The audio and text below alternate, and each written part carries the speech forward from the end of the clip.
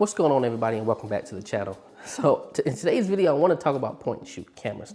As it sits right now, I think this is the perfect time to be in the market for a point and shoot camera.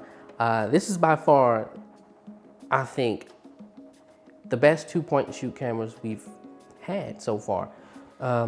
Two of the best vlogging cameras, and that's the G7X Mark III and the Sony RX100 Mark VII. Now, this video is primarily going to be talking about the RX100 Mark VII because I haven't touched on it yet. But I also do like to mention the G7X Mark III because I was actually going to buy that camera, but Sony kind of just spoiled it for me a little bit with this RX100 Mark VII. So yeah, I really convinced myself that I didn't need dual pixel autofocus. I was excited about the microphone jack, and that was really it. Like, all the other features of the G7X Mark III, they're great features, but like, it didn't really invoke any emotions. I didn't want to go out and buy the camera. I was gonna just get it whenever I got it, right?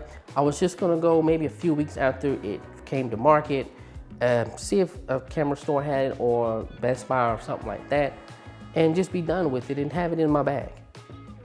But that Sony RX100 Mark VII came out, and I'm not gonna lie, it blew my mind. It truly blew my mind with the features that it had, and it kind of just fixed many of the reasons why I never chose the Sony point and shoot camera. The 4K was, in my opinion, again, my opinion, it was pointless. A 5-minute recording cap. It's kind of hard to record in 5-minute increments, right? They've gotten rid of that completely. They have no recording limit, according to a lot of people on the RX100 Mark VII.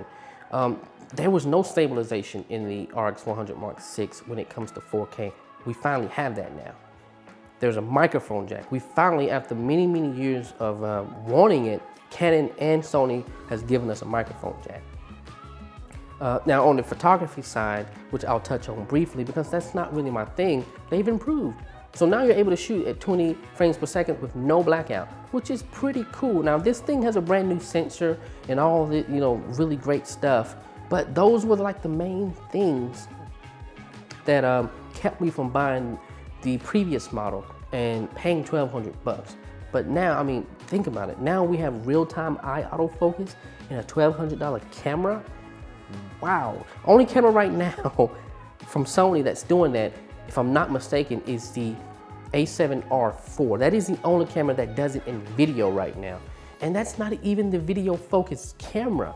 So like that, in my opinion, is amazing for a point and shoot camera at $1,200 to have all of these great features. They've addressed a lot of things that people were kind of hesitant on this camera for, at least for me.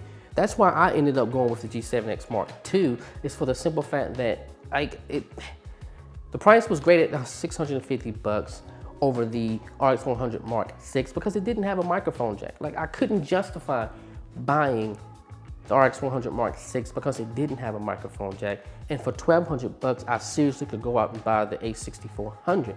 Now, yes, it would be a little bit bigger, but I would get better quality audio. Like, that was the big thing for me. Like, yeah, it's great that it's so small, but I couldn't fix the audio if it was just distorted because it couldn't hear me and like separate my voice from surrounding environment. That's what I experienced with the G7X Mark II, and that's why I didn't mind spending the money on the G7X Mark II because it served a particular purpose. Well, now I'm looking at the Sony RX100 Mark VII and I'm just like, I could literally just use this one camera. Like right now I'm using the EOS R. Amazing camera, I love my EOS R. But like, if I buy this RX100 Mark VII, I could potentially put on the Rode Wireless Go, and that's it. That's all I would need. I mean, with that amazing autofocus, the microphone jack, now you have stabilization in no matter what you're in, 4K or 1080p, no recording limit. Like, I'm getting A6400 performance, A9 performance when it comes to photography in a small camera. $1,200, and this is all in price. It's not like I'm spending $900 on a body and then I have to go out and buy, say, a $400 or $500 camera lens. No, this is all in at $1,200, and that's what I think it's more impressive to me and makes it a direct competitor to the A6400. And well, guys, I'm not gonna lie, I was contemplating, since the Ronin SC came out, I was contemplating picking up the A6400 because both of my mirrorless cameras right here will not fit on there solely and it has everything to do with the camera lenses. One, they're both too long to balance on the Ronin SC. I love the fact that they have an active track. That, in my opinion, is really, really cool. And I was contemplating picking up the A6400 with the 10-18. I was gonna buy the Rode Wireless Go system, and that to me was gonna be the ultimate vlogging setup. But I've completely just changed my mind because I think the RX100 Mark VII is the best vlogging camera out right now. It's not out yet, but I just think that's gonna be considered one of the best vlogging cameras. I don't technically need a gimbal. Now I was getting that gimbal for other reasons besides that it stabilizes footage, like the active track again. But man, go to Best Buy or your camera store, pick up both of these cameras. I strongly suggest you do that before you consider, if you're going back and forth between the A6400 and the RX100 Mark VII like I am, go pick up both of these cameras. That point and shoot is extremely small. It makes the freaking A6400 look like a mirrorless camera. And this is an APS-C camera. It makes it look that big. When you compare the two, and then just imagine the performance that they say you're gonna get out of it, because we truly don't know yet. Now, I know it's gonna be a great camera, and that's why I'm considering buying it. I want to reserve this camera. And I'm gonna go out and buy the Rode Wireless Go to fit on that camera. Because I think that's a really cool combination. So yeah, guys, I just wanted to touch on that. Like, the G7X Mark III is a cool camera. It's amazing. I love the fact that it has the microphone jack, but it's just missing that key feature for me, the dual pixel autofocus. And I was trying to convince myself I didn't need it, but Sony just completely changed my mind. Now, I do believe that the G7X Mark III has a space in the market. It's gonna sell very well because of the price. Now, the one thing I can give Canon is that when it comes to their point and shoot, the G7X Mark II, I think that they've hit the mark right on when it comes to pricing. Now, unfortunately, with not having dual pixel autofocus, that's probably the most I would ever pay for that camera, is 750 bucks.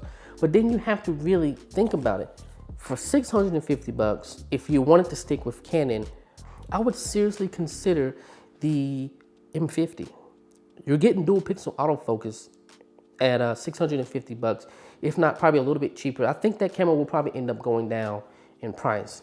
A6400 versus RX100 Mark VII is honestly just down to which one do you prefer the size of, in my opinion. If you want to do more professional stuff, I'll probably lean towards the A6400. Because it just looks more professional. But the RX100 Mark VII for vloggers, man, that's what I'm wanting to buy it for. It's, you know, to go outside, get better clean audio, be able to do just more stuff outside and not have to bring a big camera. That's what it's for. And that's what it's gonna provide for me.